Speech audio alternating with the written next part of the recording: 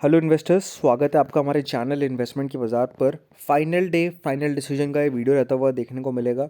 घड़ी में ऑलमोस्ट 1 बजते हुए देखने को मिल रहे हैं। Bharat coking coal limited IPO अब क्लोज होता हुआ देखने को मिल रहा है।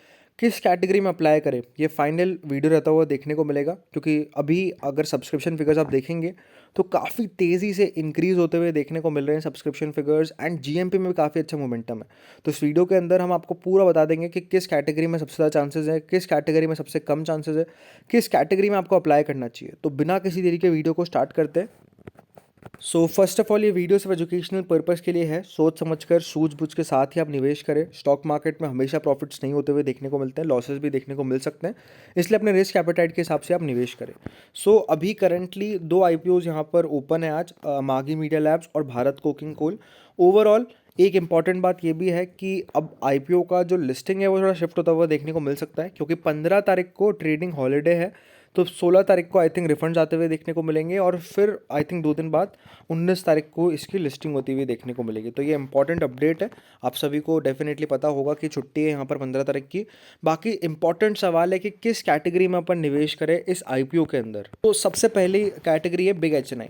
तो मैं यही कहूँगा, बिग एचएनआई के अंदर अगर आप अप्लाई कर रहे हैं तो आप बहुत अच्छे तरीके से अप्लाई कर रहे हैं, क्योंकि चांसेस जो है वो कंपेरेटिवली सभी कैटेगरीज से अच्छे बिग एचएनआईज में रहते हुए देखने को मिलेंगे। बट इंपॉर्टेंट बात यह है कि इन्वेस्टमेंट यहाँ पर 10 लाख प्लस का है, तो डेफिनेटली थोड़ा मुश्किल हो जाता है कई बार 10 लाख प्लस का अप्लाई करने के लिए। सेकंड कैटेगरी अगर मैं कहूँगा चांसेस वाइज, तो वो है रिटेल कैटेगरी। रिटेल कैटेगरी के अंदर अगर आप अभी के हिसाब से अपन प्रेडिक्ट करें तो मुझे नहीं लगता कि 25-30 टाइम से ज़्यादा सब्सक्रिप्शन यहाँ पर अपने को ओवरऑल देखने को मिलने वाला है। डेफिनेटली अभी आपको 30 टाइम्स के ऊपर दिखा रहा होगा, बट एडजस्टेड मुझे लगता है कि 30 टाइम्स के आसपास ही यहाँ पर सब्सक्रिप्शन रहता हुआ देखने को मिलेगा, यानी कि 30 में से 1 का नंबर लगता हुआ देखने को मिलने वाला है।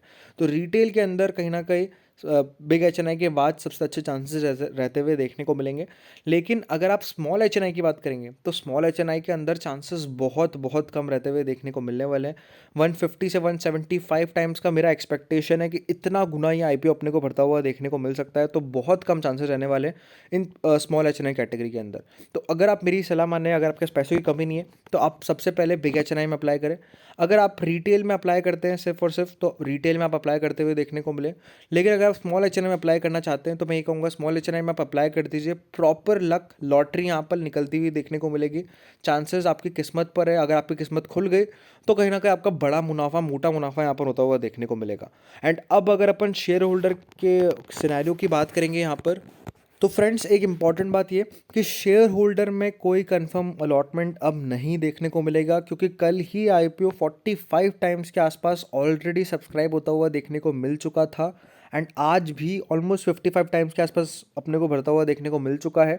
तो कहीं ना कहीं यहाँ पर चांसेस जो है वो अब थोड़ा लॉटरी लगती हुई देखने को मिलने वाली है। बट एक इंपॉर्टेंट बात ये है, अगर आप मैक्सिमम लॉट जो है वो, अगर वो 14 लॉट है, तो अगर आप मैक्सिमम लॉट्स लगाते हैं यहाँ पर, तो जितना भी आईपीओ सब्सक्राइब हुआ है उसको डिवाइड कर लीजिए आप उतने से, एंड फिर आपका चांसेस निकलता हुआ देखने को मिलेगा। यानी अगर मान लीजिए 55 टाइम्स के आसपास आईपीओ सब्सक्राइब होता हुआ देखने को मिलता है, तो कहीं ना कहीं आपका जो चांसेस यहाँ पर निकल कर आएगा वो निकल कर आएगा 4:1 का। तो मैं यही कहूँगा, अगर आप शेयर होल्डर है, आपके पास पैसों की कमी नहीं है, तो आप मैक्सिमम लॉट लगाइए शेयर होल्डर में। उसके साथ या तो एक रिटेल लगा दीजिए या एक बिग एचएनआई लगा दीजिए, या फिर अगर आपके पास पैसों को ज़्यादा ही है तो आप स्मॉल एचएनआई भी लगा सकते हैं।